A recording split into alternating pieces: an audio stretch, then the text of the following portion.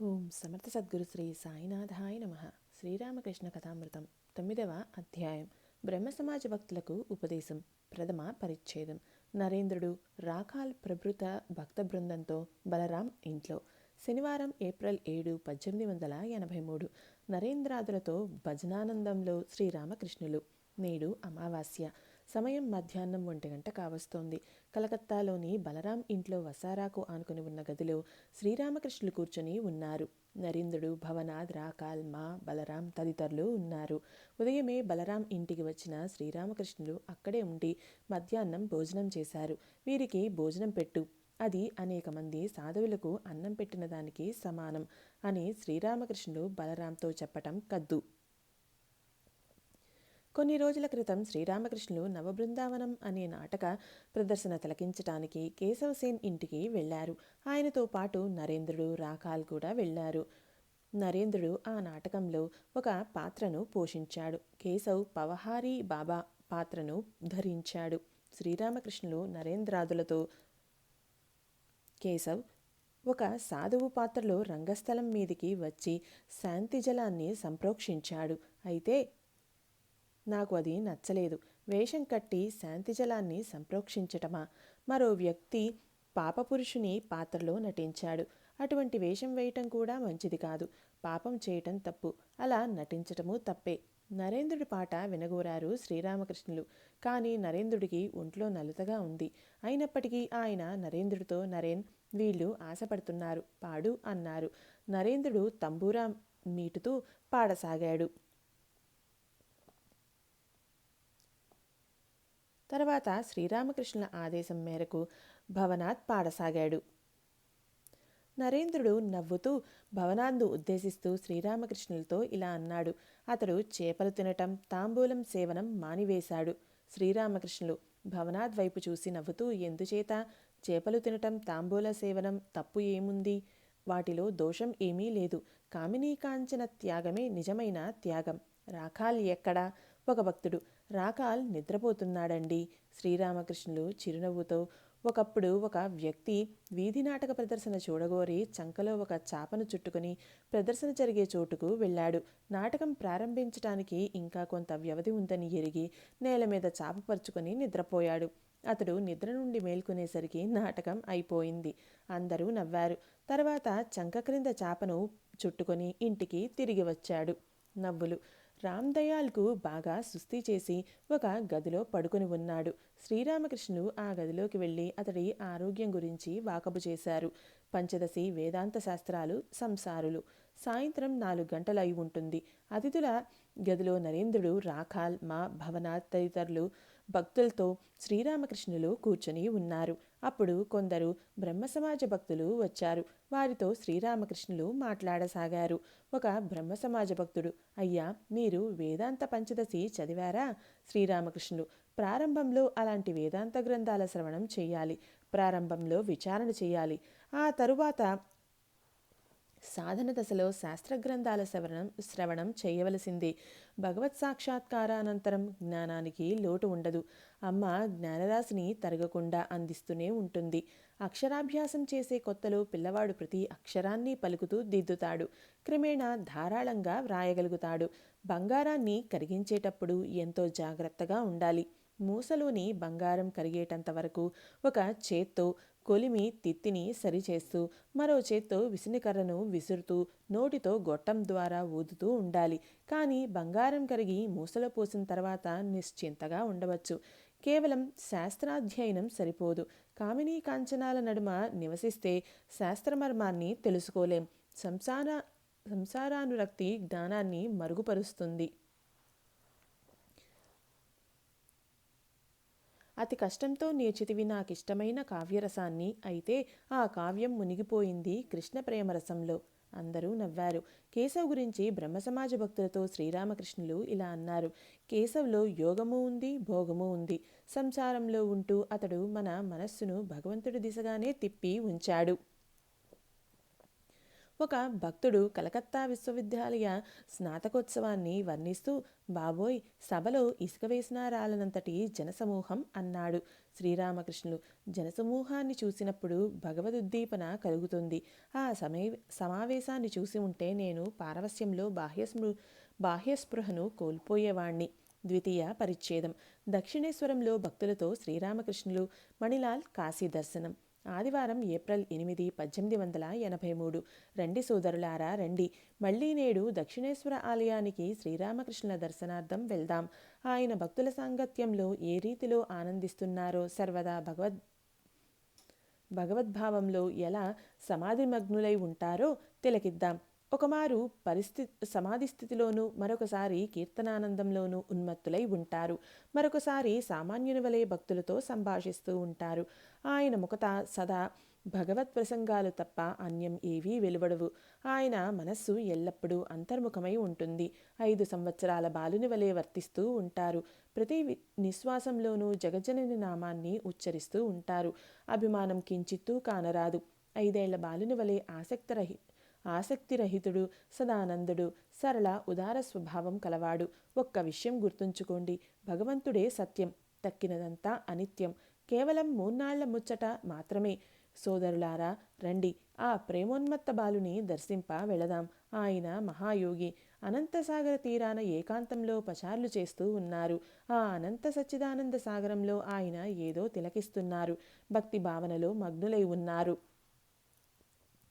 నిన్న అమావాస్య రోజు. ఆయన బలరాం బోసు ఇంటికి వెళ్ళి ఉన్నారు. అమావాస్య రేయి గాఢాంధకారంలో మహాకాళి ఒంటరిగా మహాకాళునితో లీలా వినోదాలలో మునిగి ఉంటుంది. అందుకే శ్రీరామకృష్ణులు అమావాస్య రోజున సామాన్య మనోస్థితిలో ఉండలేకపోయేవారు. ఆయన స్థితి పసిబాలుని స్థితిని పొందేది. ఎవరు రేయింబవళ్ళు జగజ్జనని దర్శిస్తూ ఉన్నారో, ఎవరు ఆమెను ఒక్క క్షణం కూడా విడిచి ఉండలేరు. అతడు పసిబాలుడే కదా. నాటి ఉదయం శ్రీరామకృష్ణులు గదిలో పసిబాలునిలా కూర్చుని ఉన్నారు. సమీపాన రాఖాల్ కూడా ఉన్నాడు. మా గదిలో ప్రవేశించి శ్రీరామకృష్ణులకు సాష్టాంగ ప్రణామం చేశాడు. శ్రీరామకృష్ణుల అన్నగారి కుమారుడు రామ్లాల్ కూడా అక్కడ ఉన్నాడు. కిశోరి మరికొందరు భక్తులు చేరుకున్నారు. ప్రధాన బ్రహ్మ సమాజస్థుడైన మణిలాల్ మల్లిక్ కూడా వచ్చి శ్రీరామకృష్ణులకు సాష్టాంగ నమస్కారం చేశాడు. పొద్దుపోయే కొద్దీ పలువురు భక్తులు రాసాగారు. మణిలాల్ మల్లిక్ కాశీకి వెళ్ళి వచ్చాడు. అతడు ఒక వ్యాపారస్తుడు. కాశీలో అతడికి ఒక భవంతి ఉంది. శ్రీరామకృష్ణులు, నువ్వు కాశీకి వెళ్ళావు కదా, అక్కడ సాధుపుంగవులను ఎవరినైనా దర్శించావా? మణిలాల్, అవునండి, త్రైలింగస్వామి, భాస్కరానంద స్వామి మొదలైన సాధుపుంగవులను దర్శించుకున్నాను. శ్రీరామకృష్ణులు, వారి గురించి చెప్పు, విందాం.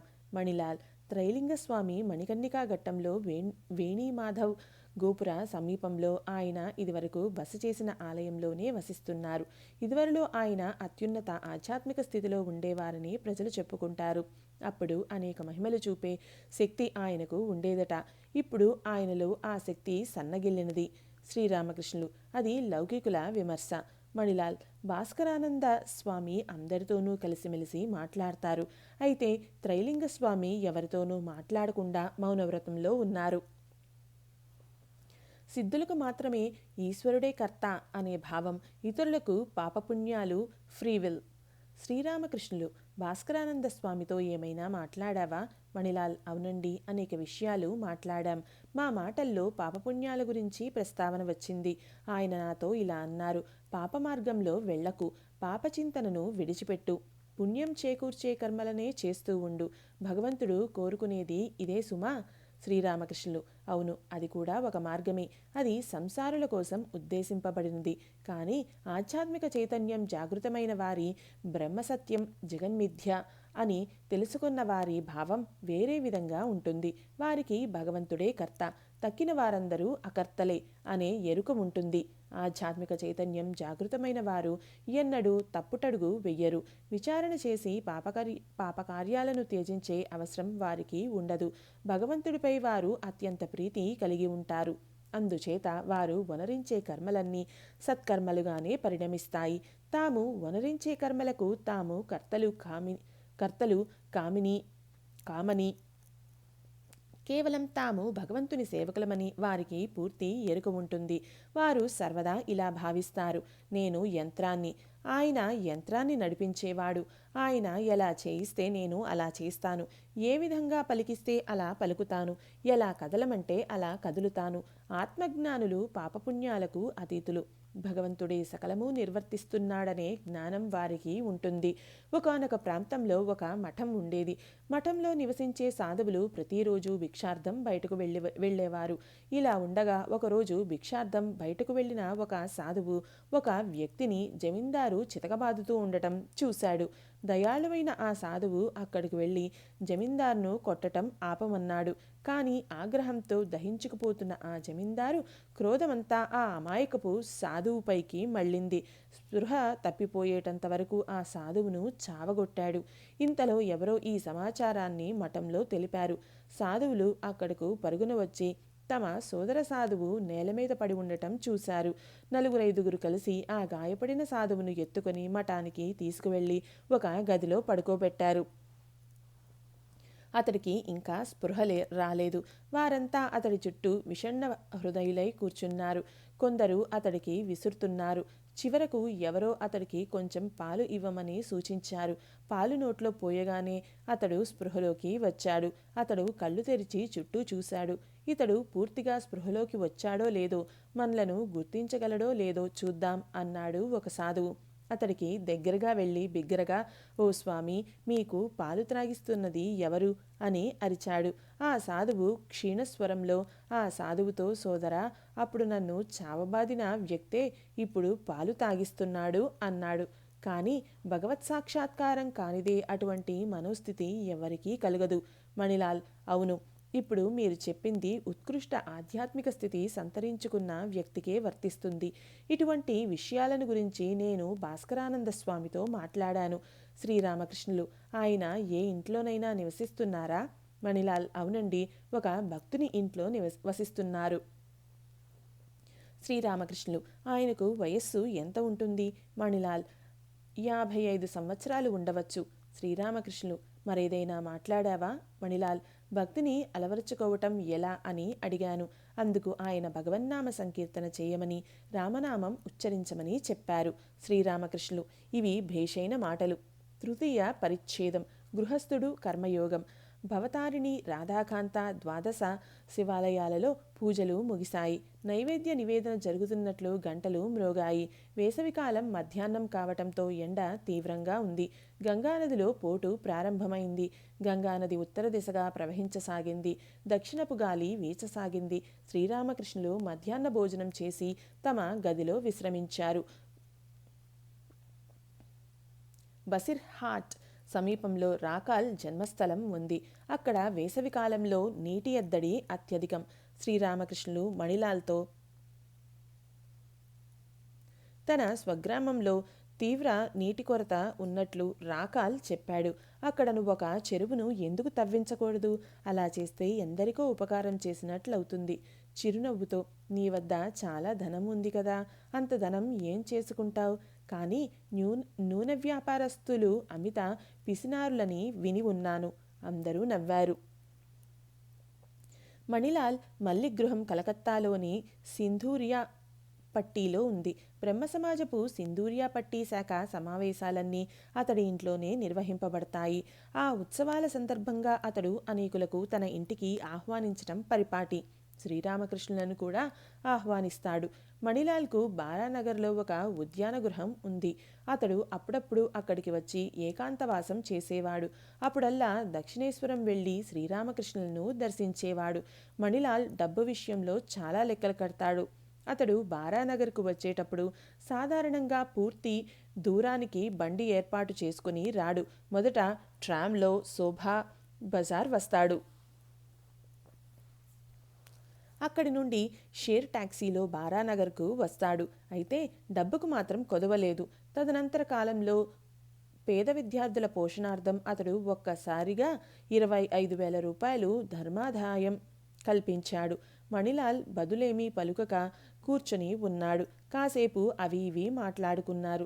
మధ్యలో అతడు శ్రీరామకృష్ణులతో, మహాశయ, చెరువు త్రవ్వించడం గురించి ప్రస్తావించారు. సరే, అది మట్టుకు చెప్పి ఉంటే సరిపోయేది. నూనె వ్యాపారి వగైరా చెప్పటం ఎందుకు అని అడిగాడు.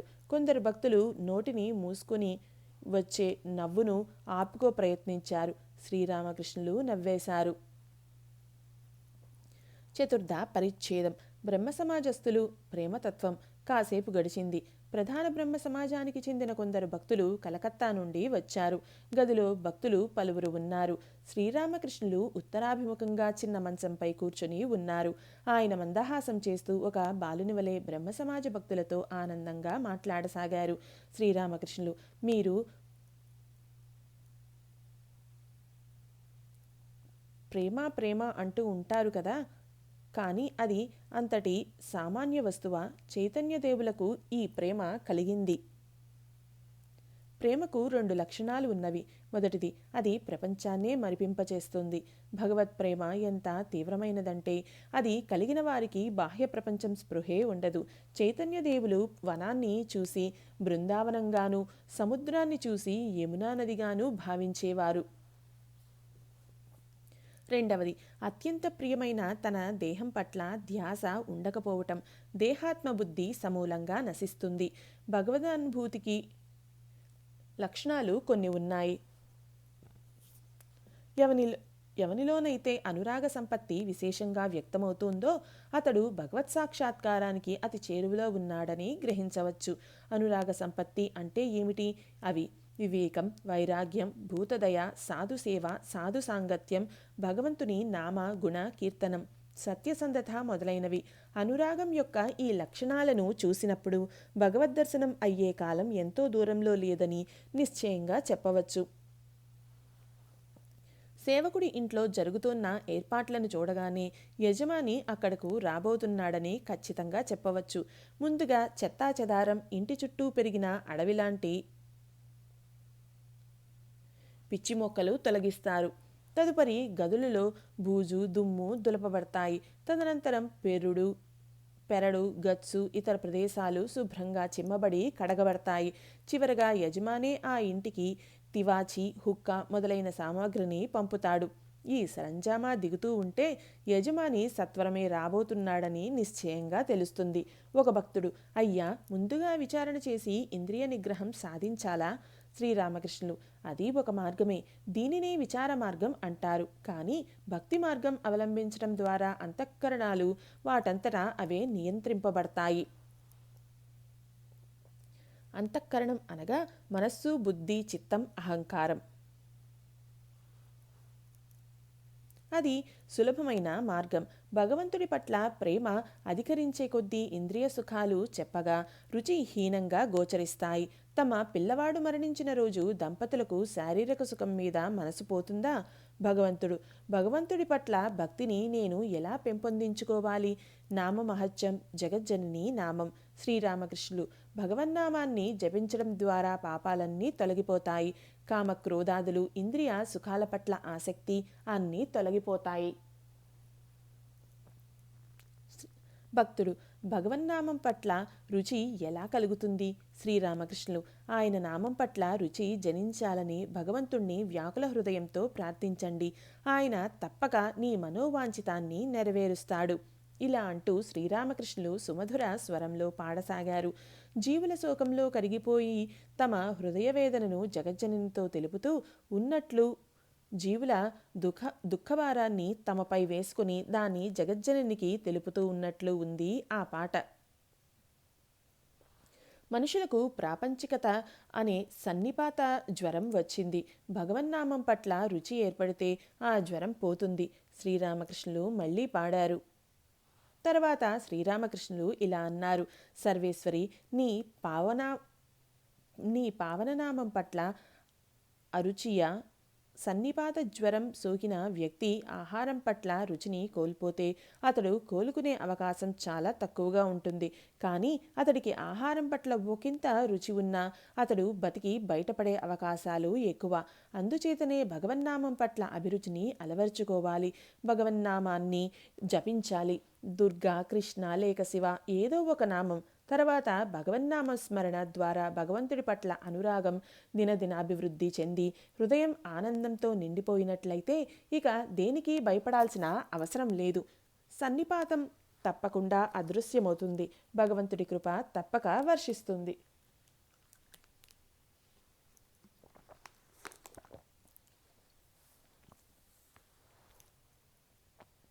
ఆంతరంగిక భక్తి, ధాంబిక శక్తి, భగవంతుడు భావగ్రాహి.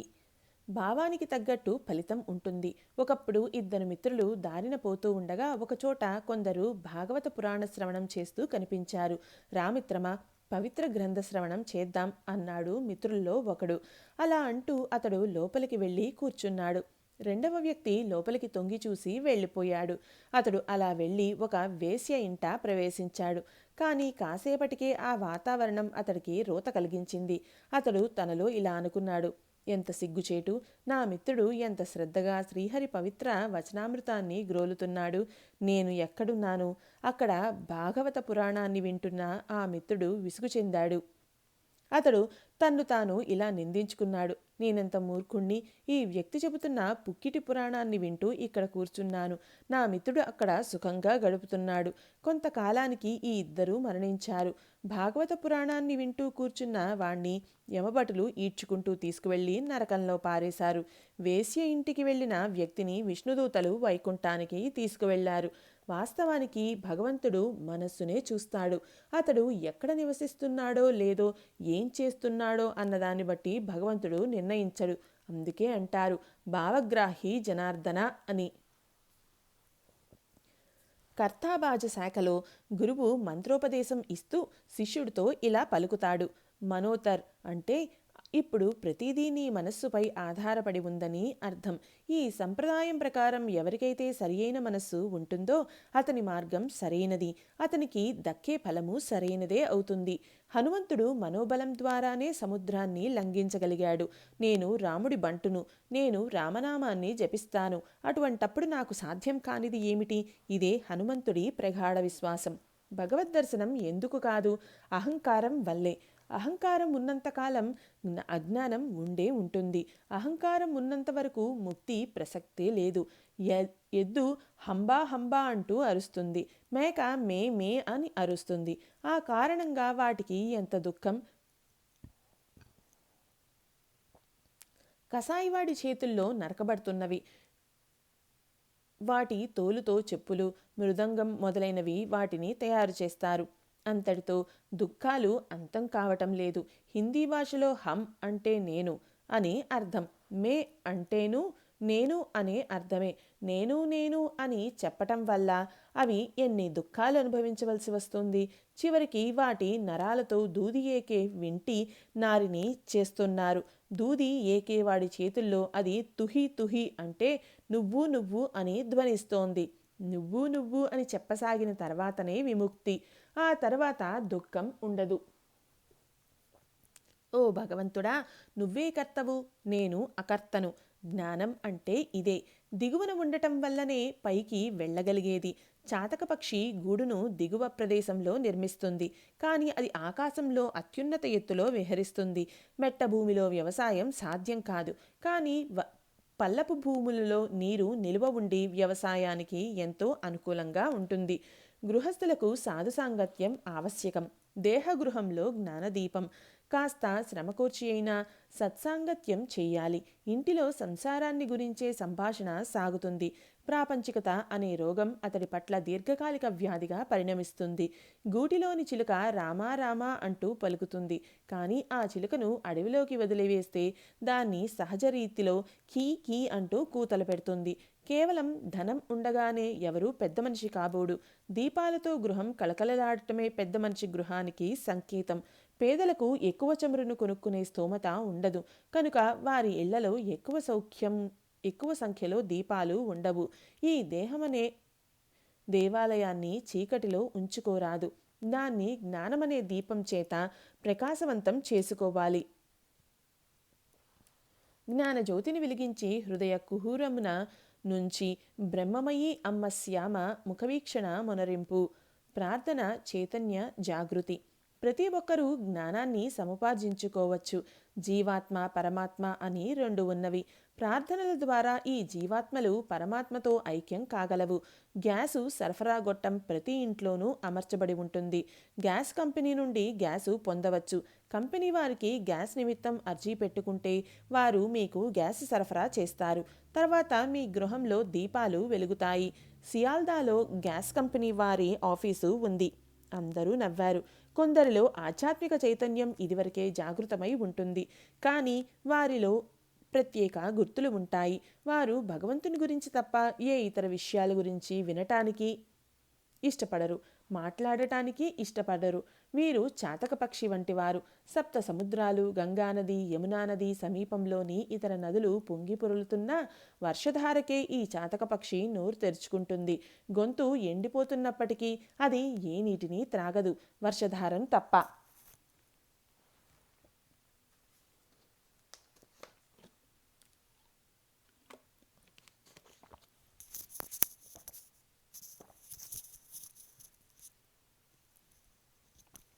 పంచమ పరిచ్ఛేదం. రామ్లాల్ ప్రభురుతుల పాటలు, శ్రీరామకృష్ణుల సమాధి. శ్రీరామకృష్ణులు కొన్ని పాటలు వినగోరారు. రామ్లాల్, ఆలయపు బ్రాహ్మణ ఉద్యోగి ఒకరు కలిసి పాడసాగారు.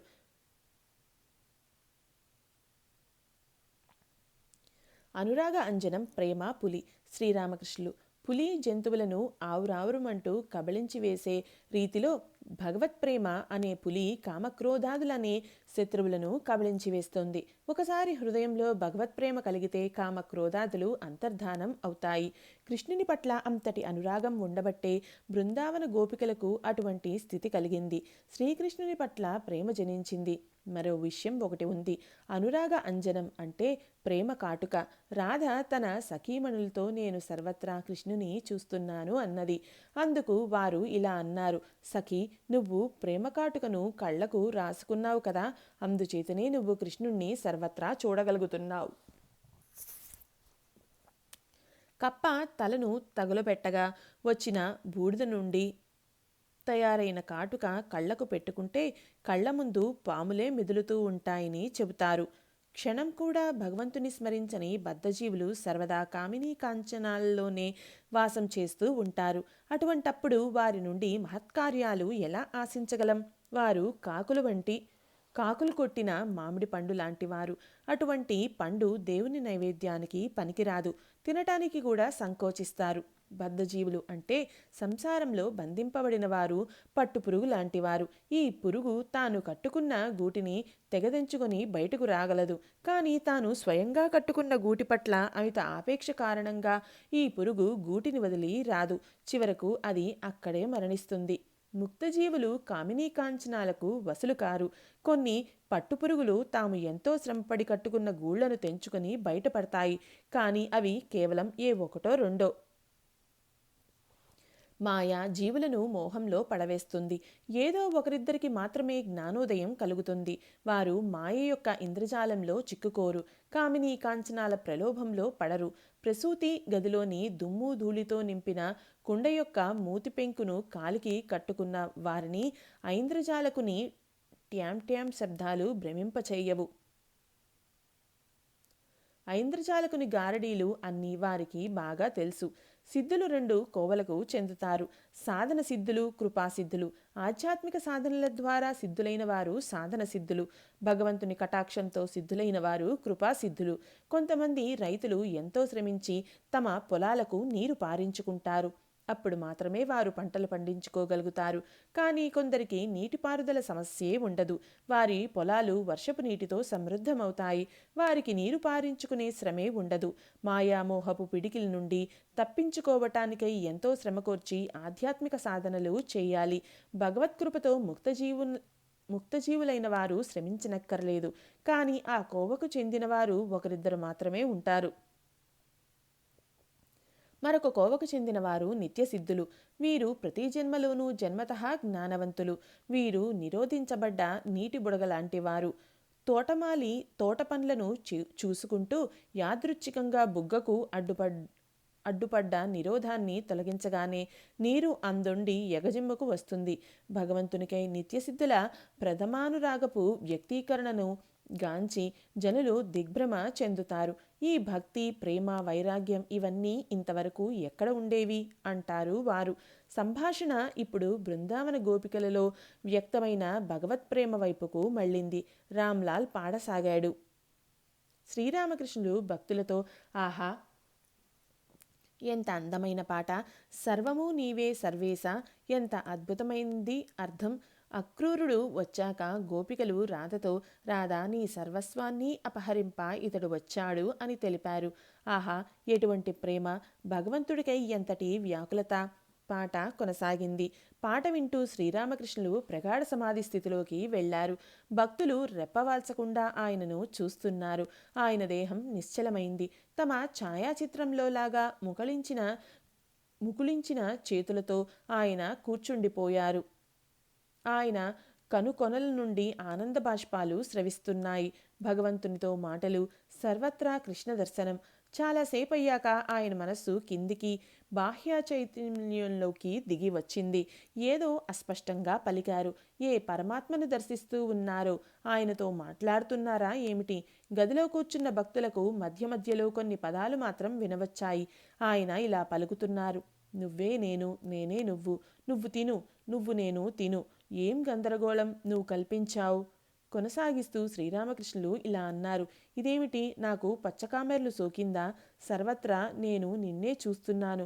ఓ కృష్ణ, దీనబంధో, హే ప్రాణవల్లభ, ఓ గోవిందా, ప్రాణవల్లభ గోవింద అంటూ పలుకుతూ ఉండగా శ్రీరామకృష్ణులు మళ్ళీ సమాధి నిమగ్నులైనారు. గదిలో నిశ్శబ్దం తాండవిస్తోంది. ఉత్కంఠ, తృప్తి నొందని భక్తుల నేత్రాలు మహాభావమయులైన శ్రీరామకృష్ణుల వైపే కేంద్రీకృతం అయ్యున్నాయి. షష్ఠ పరిచ్ఛేదం. శ్రీరామకృష్ణుల భగవదావేశం, ఆయన భగవద్వాణి. అధర్ సేన్ ద్వితీయ దర్శనం, గృహస్థులకు ఉపదేశం. సమాధి నిమగ్నులైన శ్రీరామకృష్ణులు చిన్న మంచం మీద కూర్చొని ఉన్నారు. చుట్టూ భక్తులు కూర్చొని ఉన్నారు. ఆ సమయంలో అధర్ సేన్ కొందరు మిత్రులతో అక్కడకు వచ్చాడు. అతడు డెప్యూటీ మ్యాజిస్ట్రేట్ పదవిలో ఉన్నాడు. వయస్సు సుమారు 30 ఏళ్ళు. శ్రీరామకృష్ణుల దర్శనం కోసం అతడు రావటం ఇది రెండవసారి. అధర్ సేన్తో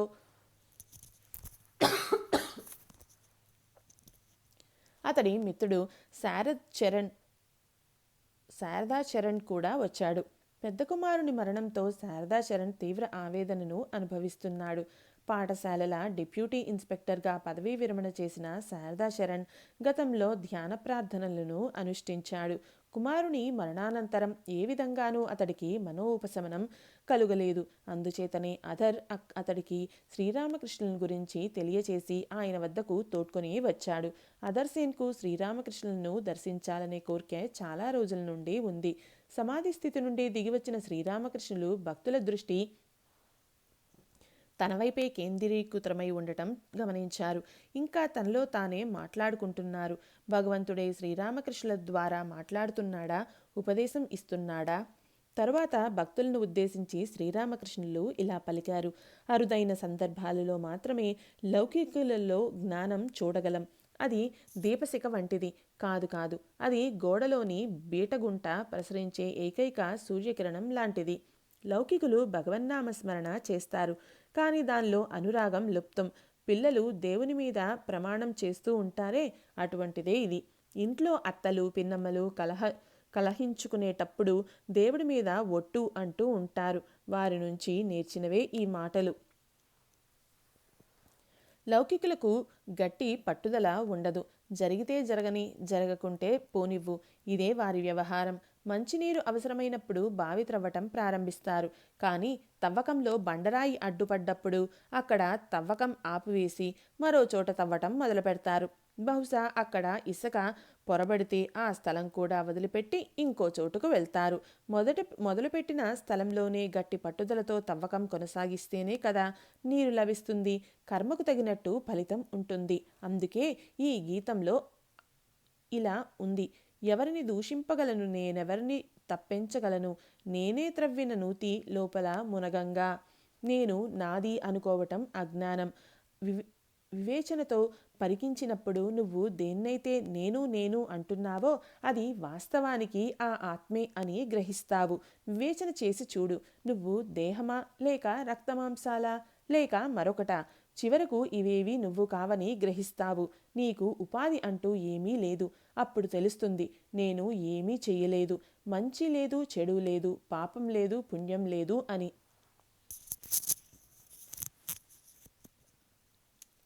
అజ్ఞానంతో మనిషి ఇది బంగారం ఇది ఇత్తడి అంటాడు. కానీ జ్ఞాని అయిన వ్యక్తి ఇదంతా బంగారమే అంటాడు. భగవద్దర్శన లక్షణాలు. శ్రీరామకృష్ణులు అవతారమా? భగవద్దర్శనానంతరం విచారణ సమసిపోతుంది. కానీ ఆ తరువాత కూడా విచారణ కొనసాగించే వ్యక్తులు కొందరు ఉంటారు. సభక్తికంగా భగవన్నామ గుణ సంకీర్తన చేసేవారు మరికొందరు. పిల్లవాడు ఎంతవరకు ఏడుస్తాడు? తల్లి రొమ్ములు అందించనంతవరకే. తల్లిపాలు తాగగానే ఏడుపు ఆగిపోతుంది. తర్వాత పిల్లవాడు ఉల్లాసంగా ఉంటాడు, కేవలం ఆనందంగా ఉంటాడు. ఆనందంగా తల్లిపాలు త్రాగుతాడు. పాలు త్రాగేటప్పుడు కొన్ని సందర్భాలలో పిల్లవాడు ఆడటం నవ్వటం కూడా చేస్తాడు.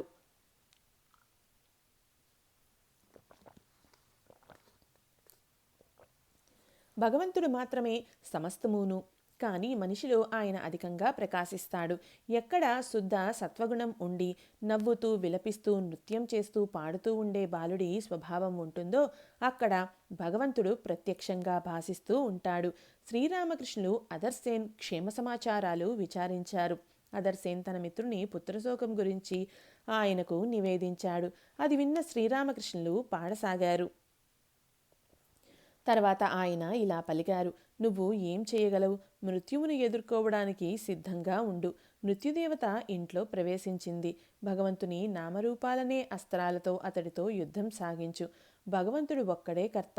నేను అంటాను, అమ్మా నువ్వు ఎలా చేయిస్తే అలా చేస్తాను, నువ్వు ఎలా పలికిస్తే అలా పలుకుతాను. నేను యంత్రాన్ని, నువ్వు యంత్రం నడిపేదానవు.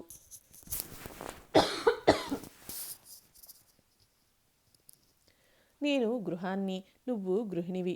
నేను బండిని, నువ్వు బండిని నడిపే దానవు. నీ ముక్తియారు నామాను భగవంతుని కివ్వు. మంచి వ్యక్తిపై నీ భారం మోపినప్పుడు నీకు దుఃఖం వాటిల్లదు. ఆయన ఇచ్చే జరగనివ్వు. అరే బాబు, పుత్రుడు మరణిస్తే దుఃఖం కలుగదా ఏమిటి? ఎంతైనా ఆత్మజుడు. ఆత్మజుడు అంటే తండ్రే మళ్ళీ కుమారుడిగా జన్మించిన వాడని అర్థం కదా. యుద్ధభూమిలో రావణుడు నిహతుడైనప్పుడు లక్ష్మణుడు అతడి వద్దకు పరిగెత్తాడు. రావణుడి దేహంలోని ప్రతి ఎముకలోనూ రంధ్రాలు ఉండటం లక్ష్మణుడు గమనించాడు. తర్వాత లక్ష్మణుడు తన అన్న రాముడితో ఇలా చెప్పాడు: ఓ రామా, నీ అమ్ములకు జోహార్లు. రావణుడి దేహంలో నీ బాణాలు తొలిచివేయని స్థలం అంటూ ఏదీ లేదు. అందుకు రాముడు ఇలా పలికాడు: తమ్ముడు, రావణుని ఎముకలలో పడ్డ రంధ్రాలు నా బాణప్రయోగం వలన ఏర్పడినవి కావు. పుత్రశోకం అతడి ఎముకలను తూట్లు తూట్లు చేసివేసింది సుమా. ఈ రంధ్రాలు రావణుడి పుత్రశోకానికి చిహ్నాలు. ఆ దుఃఖం అతడి ప్రతి ఎముకను తొలిచివేసింది. అయితే ఇవన్నీ అనిత్యమే. ఇల్లు, భార్య, పిల్లలు ఇవన్నీ 2 రోజులు మాత్రం ఉంటాయి. తాటి చెట్టే వాస్తవం. దాని నుండి రాలి పడిపోయే 1-2 తాటికాయల కోసం విలపించటం ఎందుకు? భగవంతుడు 3 రకాల కార్యాలలో నిమగ్నులై ఉంటాడు. అవి సృష్టి, స్థితి, లయాలు. మరణం అనివార్యం. ప్రళయకాలంలో సృష్టి యావత్తు నశిస్తుంది, ఏమీ మిగలదు. ఆ సమయంలో జగన్మాత సృష్టి బీజాలను సేకరించి దాచుతుంది. నూతన సృష్టి ఆరంభంలో ఆ బీజాలను బయటకు తీస్తుంది. ఇది ఏ విధంగా ఉంటుంది అంటే, పల్లెల్లో ముసలమ్మ వద్ద ఒక ముంత ఉంటుంది. దానిలో గుమ్మడి విత్తనాలు, నీలి గింజలు తదితరమైనవి చిన్న చిన్న పొట్లాలలో దాచి ఉంచుతుంది. అందరూ నవ్వారు. సప్తమ పరిచ్ఛేదం. అదర్కు ఉపదేశం. కర్తవ్యాలను సత్వరం పూర్తి చేసుకోవాలి. శ్రీరామకృష్ణులు తమ గదికి ఉత్తరం వైపు ఉన్న వసారాలో అదర్సేన్తో మాట్లాడసాగారు. శ్రీరామకృష్ణులు అదర్తో, నువ్వు డెప్యూటీ మ్యాజిస్ట్రేట్వి. భగవత్కృపతో నీకు ఈ పదవి లభించింది. ఆయనను మర్చిపోవద్దు. కానీ మానవులంతా ఏదో ఒకనాడు ఒకే బాట మీదుగా నడిచి పోవలసి ఉంది. మనం ఈ ప్రపంచంలో కేవలం కొన్ని రోజులు మాత్రమే ఉండబోతాం. ఈ సంభాషణ జరిగిన 18 నెలల తర్వాత అదర్సేన్ మరణించాడు. అతడి మరణ వార్త వినగానే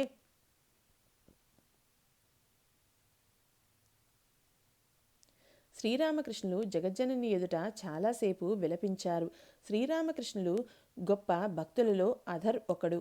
శ్రీరామకృష్ణులు అతనితో నువ్వు నా సొంత మనిషివి అన్నారు. సంసారం ఒక కర్మభూమి. కర్మలు చేయడానికి ఇక్కడికి వచ్చాం. గ్రామసీమలో కొందరికి ఇల్లు ఉంటుంది, కానీ వారు కలకత్తాకు ఉద్యోగార్థం వస్తారు. కొంత పని చేయవలసిన అవసరం ఎంతైనా ఉంది. ఇది ఒక సాధనే. ఆ కర్తవ్యాలను సత్వరం పూర్తి చేసుకోవాలి. స్వర్ణకారుడు బంగారాన్ని కరిగించేటప్పుడు మూసను నిప్పులో పెట్టగానే ఒక చేత్తో కొలిమితిత్తి కొడుతూ ఉంటాడు. రెండో చేత్తో విసనకర్రతో వీస్తూ ఉంటాడు. నోట్లో ఊదుడు గొట్టం ఉంచుకొని ఊపిరి తిప్పుకోకుండా గాలి ఊదుతాడు. ఇలా అన్ని పనులు ఏకకాలంలో చేస్తేనే నిప్పు రాజుకొని బంగారం కరుగుతుంది. తర్వాత అతడు సేద తీర్చుకుని తన పరిచారకుణ్ణి ధూమపానం కోసం హుక్కా సిద్ధం చెయ్యమంటాడు. ఇంతవరకు అతడి ముఖం ఎర్రబారి చెమటలు పట్టి ఉంటుంది, కానీ ఇప్పుడు అతడు ధూమపానం చెయ్యగలడు. గట్టి పట్టుదల ఉండాలి. అప్పుడు మాత్రమే ఆధ్యాత్మిక సాధనలు సాధ్యపడతాయి. దృఢ సంకల్పం చేసుకోవాలి. భగవన్నామ బీజాక్షరాలలో గొప్ప శక్తి ఉంది. ఆ శక్తి అవిద్యను నశింపచేస్తోంది. బీజం మృదువైనది, అంకురం లేతగా ఉంటుంది. అయినప్పటికీ అది కఠినమైన నేలను చీలుస్తుంది. నేల బీటల వారి అంకురానికి దారి ఇస్తుంది. కామినీ కాంచనాల నడుమ నివసిస్తే అవి మనస్సును లాగివేస్తాయి. కాబట్టి బహు జాగ్రత్త వహించాలి. కానీ సన్యాసులు భయపడవలసిన పని లేదు. యథార్థమైన సన్యాసి కామినీ కాంచనాలకు దూరంగా జీవిస్తాడు. అప్పుడే అతడు సాధనానుష్ఠానాల ద్వారా మనస్సును భగవంతుడి వైపు ఏకాగ్రం చేయగలడు. తేనెటీగ పువ్వులపైన మాత్రమే వ్రాలి మకరందాన్ని గ్రోలే రీతిలో సర్వదా తన మనస్సును భగవంతుడిపైనే లగ్నం చేస్తాడు యథార్థ సన్యాసి. కామినీ కాంచనాల నడుమ జీవించే సంసారులు కూడా భగవద్ధ్యాన పరాయణులై మనస్సును ఆయనపై నిలుపుకోవచ్చు. కానీ అప్పుడప్పుడు వారి మనసు కామినీ కాంచనాలలో నెలకొంటుంది. వారు ఈగల వంటివారు. ఈగ తినుబండారాలపై వాలుతుంది, తర్వాత పుండు మీద లేదా కుళ్ళిన వస్తువుపైన వాలుతుంది. సర్వదా భగవంతుడి మీదనే మనస్సును నిలుపుకోవాలి. ప్రారంభంలో కాస్త పరిశ్రమ చేయవలసి ఉంటుంది. తదనంతరం నీ పెన్షన్ను అనుభవించవచ్చు. అష్టమ పరిచ్ఛేదం. సురేంద్రుని ఇంట్లో అన్నపూర్ణ పూజ. ఆదివారం ఏప్రిల్ 15, 1883. సురేంద్రుని ఇంటి చావడిలో శ్రీరామకృష్ణులు భక్తులతో కూర్చుని ఉన్నారు. శ్రీరామకృష్ణుల రాకతో ఆ స్థలం శోభాయమానంగా బాసిల్లింది. సమయం సాయంత్రం 6 గంటలు అయి ఉంటుంది. చావడి నుండి తూర్పువైపుగా వెళ్తే మెట్లు ఎక్కి పూజామందిరానికి వెళ్ళవచ్చు. పూజామందిరంలో దేవీ సుందర ప్రతిమ ప్రతిష్ఠితమై ఉంది. ఆమె పాదపద్మాల వద్ద మందార పువ్వులు, బిల్వదళాలు అర్పింపబడి ఉన్నవి. కంఠసీమన పువ్వులమాల వేలాడుతోంది. ఆ ప్రతిమ పూజామందిరాన్ని శోభాయమానంగా చేస్తోంది. నాడు అన్నపూర్ణాదేవి పూజ. సురేంద్రుడు దేవీ పూజను జరిపిస్తున్నాడు. అందుకోసమే శ్రీరామకృష్ణులను ఆహ్వానించాడు. శ్రీరామకృష్ణులు భక్తులతో వచ్చి ఉన్నారు. పూజామందిరంలోకి వెళ్ళి దేవిని దర్శించారు. దేవికి సాష్టాంగ నమస్కారం చేశాక ఆమెను తదేకంగా వీక్షిస్తూ చేతివ్రేళ్లను లెక్కిస్తూ జపం చేశారు. భక్తులు దేవికి నమస్కరించి శ్రీరామకృష్ణుల సమీపంలో నిలబడ్డారు. తర్వాత శ్రీరామకృష్ణులు భక్తులతో చావడిలోకి వచ్చారు. అక్కడ ఒక చంపకానా వేసి ఉన్నారు. దానిమీద కొన్ని దిండ్లను అమర్చారు. ఒక పక్క మృదంగం, కంజీరా మొదలైన సంగీత వాయిద్యాలతో కొందరు వైష్ణవులు కూర్చుని ఉన్నారు. సంకీర్తన ప్రారంభం కానున్నది. శ్రీరామకృష్ణులను పరివేష్టించి భక్తులు కూర్చున్నారు. సౌకర్యంగా ఒక దిండును ఆనుకుని కూర్చోమని శ్రీరామకృష్ణులను కోరారు. కానీ ఆయన దిండును ఉపయోగించుకోక దాన్ని పక్కకు తోసి కూర్చున్నారు. శ్రీరామకృష్ణులు భక్తులతో, దిండును ఆనుకొని కూర్చోవటమా? చూడండి, అహంకారాన్ని వదిలించుకోవటం చాలా కష్టం. అహంకారం అంటూ ఏమీ లేదని నువ్వు విచారణ చేయవచ్చు, కానీ అంతలోనే అది ఎక్కడి నుంచో ఊడిపడుతుంది. మేకతలను ఖండించిన తర్వాత కూడా దాని శరీరం కొన్ని క్షణాలు కొట్టుకుంటుంది. లేక బహుశా నువ్వు కలలో భయపడి ఉంటావు. నిద్ర నుంచి మేల్కొని జాగ్రత్తావస్థకు వస్తావు. అయినప్పటికీ నీ గుండె తీవ్రంగా కంపించటం గమనించవచ్చు. అహంకారం అచ్చం అలాంటిదే. నువ్వు దాన్ని పారద్రోలవచ్చు, కానీ అది ఎక్కడి నుండో ప్రత్యక్షమవుతుంది. అప్పుడు నువ్వు విచారం వెలిబుచ్చుతూ, ఏమిటి, నాకు సరైన మర్యాద చూపలేదు అంటావు. కేదార్, తృణాదపి సునీచేన తరోరివ సహిష్ణునా. గడ్డిపోచ కంటే అణుకువను చెట్టులా ఓర్పును కలిగి ఉండాలి. శ్రీరామకృష్ణులు: భక్తుల పాదరేణువుల్లో ఒక రేణువుగా నన్ను నేను పరిగణించుకుంటాను. ఇంతలో వైద్యనాథ్ వచ్చాడు. ఇతడు మంచి విద్యావంతుడు, కలకత్తా ఉన్నత న్యాయస్థానంలో న్యాయవాది. 2 చేతులు జోడించి శ్రీరామకృష్ణులకు ప్రణామం చేసి ఒక పక్కగా కూర్చున్నాడు. సురేంద్ర శ్రీరామకృష్ణులతో: ఈయన మా బంధువు. శ్రీరామకృష్ణులు: అలాగా, మంచి వ్యక్తిలా కనిపిస్తున్నాడు. సురేంద్ర: మిమ్మల్ని ఏదో 1-2 ప్రశ్నలు అడగాలని వచ్చాడు. శ్రీరామకృష్ణులు వైద్యనాథ్తో: మీరు చూస్తూ ఉన్న సమస్తం భగవంతుడి శక్తి అభివ్యక్తీకరణే. ఈ శక్తి తోడులేనిదే ఎవరూ ఏమీ చేయలేరు. కానీ అందరిలోనూ ఆయన శక్తి అభివ్యక్తీకరణ సమానంగా ఉండదని గుర్తుంచుకోవాలి. విద్యాసాగర్ ఒకసారి భగవంతుడు కొందరికి ఇతరుల కంటే అధిక శక్తిని ఒసగాడా అని నన్ను ప్రశ్నించారు. అందుకు నేను ఇలా అన్నాను: ఆయన శక్తి అభివ్యక్తీకరణలో తారతమ్యాలు లేకుంటే శ్రమపడి మేమంతా మిమ్మల్ని చూడ్డానికి ఎందుకు వస్తాం? మీకేమైనా 2 కొమ్ములు మొలిచాయా? కాబట్టి భగవంతుడు విభుని రూపంలో సకల భూతకోటిలోనూ నెలకొని ఉన్నాడన్నది నిశ్చితమే. అయితే ఆయన శక్తి అభివ్యక్తీకరణలో తారతమ్యాలు ఉన్నాయి. స్వతంత్రేచ్ఛ, భగవదేచ్ఛ. వైద్యనాథ్: అయ్యా, నాకొక సందేహం ఉంది. ఫ్రీ విల్ అంటే స్వతంత్రేచ్ఛ గురించి జనం మాట్లాడతారు కదా. ఒక వ్యక్తి తన ఇచ్చ మేరకు మంచి లేక చెడు చేయగలడని వారు అంటారు.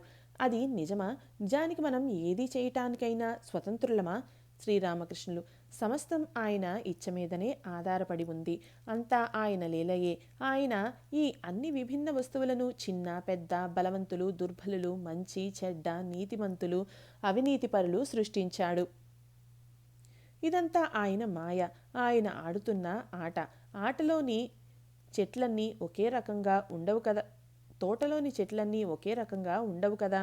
భగవత్ప్రాప్తి కానంత వరకు మనిషి తాను స్వతంత్రుడనని భావిస్తాడు.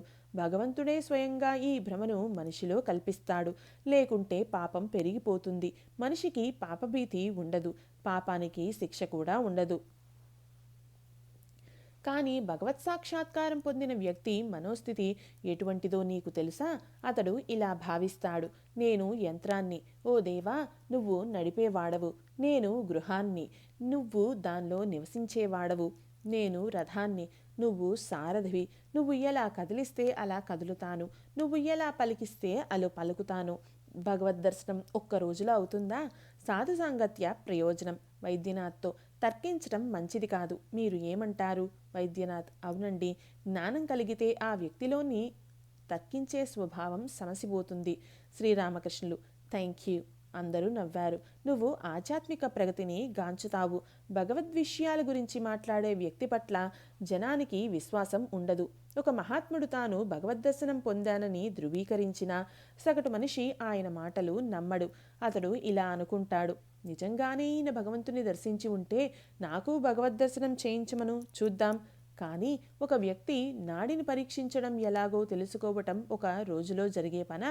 వైద్యుడితో పాటు రోజుల తరబడి తిరగాలి.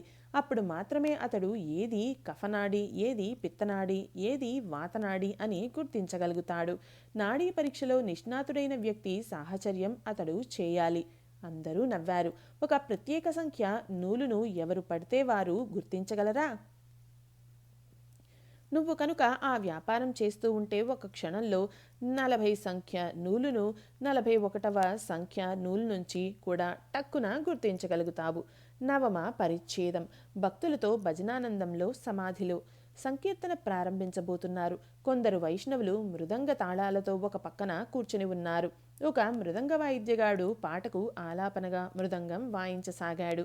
సుమధుర మృదంగ వాయిద్య ఘోషతో ప్రాంగణం యావత్తు నిండిపోయి మనస్సుకు గౌరాంగుల పారవస్య కీర్తనను జ్ఞప్తికి తెస్తోంది. శ్రీరామకృష్ణులు పారవస్య స్థితిని పొందారు. మధ్య మధ్యలో ఆయన మృదంగ వాయిద్యగాడిని చూస్తూ ఆహా ఆహా, నా రోమాలు నిక్కబడుచుకుంటున్నాయి అన్నారు. ఏ పాట పాడమంటారు అని గాయకులు శ్రీరామకృష్ణులను అడిగారు. వినమ్రంగా శ్రీరామకృష్ణులు దయచేసి గౌరాంగ మహాప్రభు గురించి గానం చేయండి అన్నారు. సంకీర్తన మొదలైంది. గాయకులు శ్రీ గౌరాంగుల అలౌకిక సౌందర్యాన్ని వర్ణిస్తూ పాడసాగారు. ప్రధాన గాయకుడు మధ్య మధ్యలో కొన్ని చరణాలను జోడిస్తూ పాడసాగాడు. ఓ నేస్తమా, ఆయన ముఖారవిందము పున్నమి చంద్రుడిలా ప్రకాశిస్తోంది. కానీ అది క్షయించదు, మరకపడదు. అది భక్తుల హృదయాలను ప్రకాశింపచేయును. మళ్ళీ ఇలా పాడాడు. అతడి ముఖారవిందం లక్షలాది చంద్రుల కాంతిలో స్నానం చేసింది. ఈ పదాలు వింటూ ఉండగానే శ్రీరామకృష్ణులు గాఢ సమాధి నిమగ్నులైనారు. సంకీర్తన కొనసాగుతుంది. ఒకంతసేపట్లో ఆయన బాహ్య చైతన్యంలోకి వచ్చారు. తరువాత ఆయన హఠాత్తుగా నిలబడి భావోన్మత్తులై తనను శ్రీకృష్ణ రూప సౌందర్యంలో పిచ్చిదైన బృందావన గోపికగా భావించి గాయకులతో కలిసి పాడసాగారు. ఎవరి తప్పిదమిది? నా మనసుదా లేక అతడి సౌందర్యానిదా? ముల్లోకాలలో నా ప్రియతమ కృష్ణుడు తప్ప మరేది కాంచకున్నాను. శ్రీరామకృష్ణులు నృత్యం చేస్తూ పాడారు. ఈ దృశ్యం చూస్తూ అందరూ అవాక్కైపోయారు. ప్రధాన గాయకుడు ఒక గోపిక పలుకులను గానం చేశాడు. ఓ వేణువు, అర్థిస్తున్నాను ఆపమని. నువ్వు నిద్రకు ఉపక్రమించవా? గాయకులలో ఒకరు ఒక కొత్త పంక్తిని చేర్చాడు. అది ఎలా నిద్రిస్తుంది? అది కృష్ణుని పెదవులపై విశ్రమించినది కదా. శ్రీరామకృష్ణులు కూర్చున్నారు. సంకీర్తన సాగుతోంది. రాధాభావనను ఆరోపించుకొని వారు పాడుతున్నారు. నా కన్నులు గ్రుడ్డివైనవి, నా చెవులు చెవిటివైనవి. ఆఘ్రాణ శక్తి నాలో నశించింది. నా సకల ఇంద్రియాలు చచ్చుపడ్డాయి. కానీ అయ్యా, నేను ఎందుకు ఒంటరినైతిని? చివరకు గాయకులు రాధాకృష్ణులు సంగమం గురించి పాడారు. కృష్ణుని కంఠంలో అలంకరింప రాధ మాల కడుతోంది. అప్పుడు ఆమె ఎదుట కృష్ణుడు వస్తున్నాడు. సంకీర్తన పూర్తి కాబోతుండగా శ్రీరామకృష్ణులు భాగవతం భక్తుడు భగవంతుడు అంటూ చుట్టూ కూర్చున్న భక్తులకు వంగి ప్రణామాలు చేశారు. దశమ పరిచ్ఛేదం. శ్రీరామకృష్ణులు సాకార నిరాకారాలు. అప్పుడు రాత్రి దాదాపు 9:30 అయి ఉంటుంది. అన్నపూర్ణాదేవి శోభాయమానంగా ప్రకాశిస్తోంది. దేవి ముందు శ్రీరామకృష్ణులు భక్తులతో నిలబడి ఉన్నారు.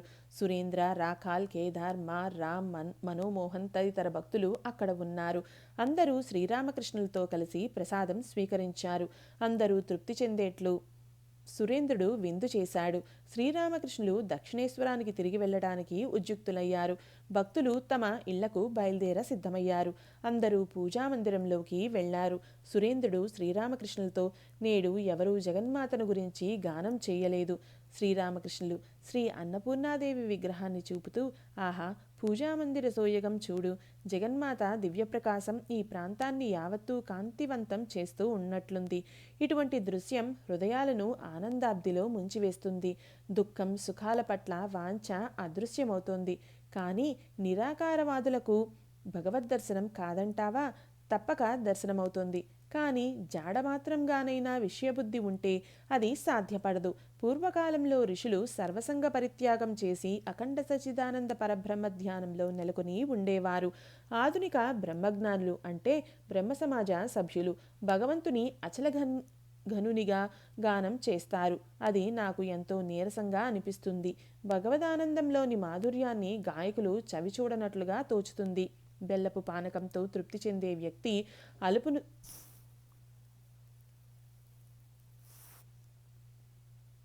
అలుపును తీర్చే కలకండ పానకం ఇష్టపడదు. ఈ దేవీ ప్రతిమను తిలకిస్తూ మీరు ఎంత ఆనందిస్తున్నారో కాస్త చూసుకోండి. కానీ నిరాకారవాదులకు ఏదీ దక్కదు. వారు బాహ్యంలోనూ అంతరంలోనూ దేనిని అనుభూతం చేసుకోలేరు. శ్రీరామకృష్ణులు జగజ్జననిపై పాడసాగారు. తరువాత శ్రీరామకృష్ణులు దేవి పాదాలను మొక్కారు. వాకిట మెట్లు దిగుతూ, ఓ రా చే ఉ పో, ఓ రాకాల్, చెప్పులు ఉన్నాయా పోయినాయా అన్నారు. శ్రీరామకృష్ణులు బండి ఎక్కగానే సురేంద్ర, తక్కిన భక్తులు ఆయనకు ప్రణామాలు చేశారు. తర్వాత బండి దక్షిణేశ్వరాభిముఖంగా బయలుదేరింది. వీధులను వెన్నెల వెలుగుతో నింపుతోంది. ఇది 9వ అధ్యాయం సంపూర్ణం. ఓం సమర్థ సద్గురు శ్రీ సాయినాథాయ నమః.